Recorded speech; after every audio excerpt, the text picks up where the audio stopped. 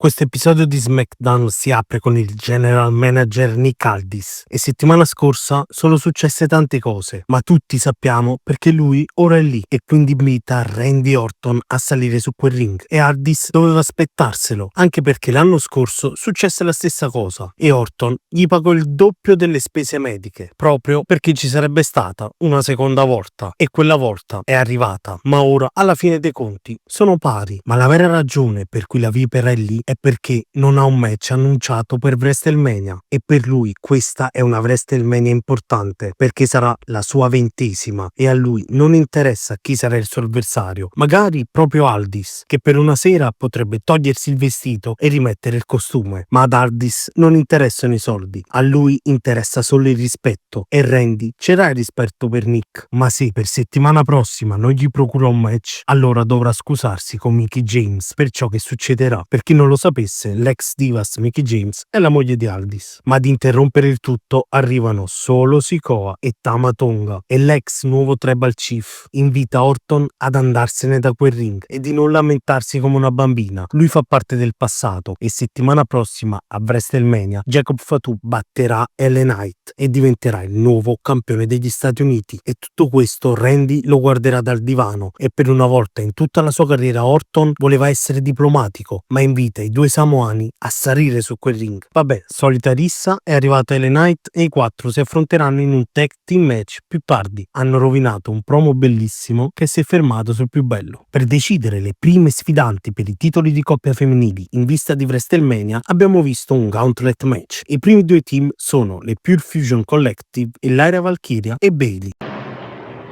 In che senso? Tutto sommato è stato carino ed è stato vinto da Lyra e Bayley grazie ad un jackknife pin della campionessa intercontinentale e il prossimo team è stato quello composto da Natalia e Maxine Dupri e la cheerleader degli Alpha Academy è stata schienata da Bayley con un roll up. Katana Chance e Kaiden Carter, anche loro eliminate dal strano team composto dalla campionessa e la sua ex prima sfidante, che buttano fuori anche Michi e B-Fab e nella finale anche le Secret Service sono state eliminate da Lyra Valkyria e Bayley, che a WrestleMania affronteranno le campionesse di coppia Liv Morgan e Raquel Rodriguez. Io vorrei capire il senso di questa cosa, lasciare il titolo intercontinentale fuori da WrestleMania per far competere la campionessa e Bayley in un match inutile, senza una costruzione giusto per riempire la card e dare un contentino alle quattro. Ma vabbè, Drew McIntyre attacca Damien Priest alle spalle durante la sua entrata e ogni volta che Priest l'ha fregato non ha avuto mai il coraggio di guardarlo in faccia. Ora invece l'aveva invitato perché ha un occhio solo e l'arciere dell'infamia l'ha sfidato in un Sin City Street Fight match per WrestleMania e Drew McIntyre non si dirà di certo indietro e regalerà a Priest la sconfitta migliore di sempre. E ha anche una buona notizia, si toglie la benda ed è pronto al 100%. Ritorna all'arciere dell'infamia che attacca McIntyre ma lo Scottish Warrior lo colpisce prima con i gradoni d'acciaio e poi gli fanno Future Shock DDT sopra, strappandogli anche la collana. Beh, diciamo che McIntyre ha questo fetish per bracciali e collane. I DIY sono stati imbrogliati dai Motor City Machine Guns e vogliono la loro rivincita, ma i Motor City ora non hanno tempo per le chiacchiere perché settimana prossima hanno un match contro gli Street Profits con in palio i titoli di coppia e Rey Fenix batte Berto in un grandissimo match in stile lucha libre, velocissimo e con tante belle mosse volanti e dopo il match Santos Escobar ha dato la mano a Rey Fenix mostrandogli rispetto, ma sicuramente scopriremo che non sarà così. Byron Saxton è con Roxanne Perez che dopo Stand and Deliver vorrebbe anche lei partecipare al match con in palio il titolo femminile, anche perché lo merita più di Tiffany Stratton. Arriva la Barbie e le due si sfidano in un match per stasera. Zelina Vega vince per count out contro Chelsea Green per colpa di Joe Tessitore che ha distratto la campionessa degli Stati Uniti. Sul ring sono state posizionate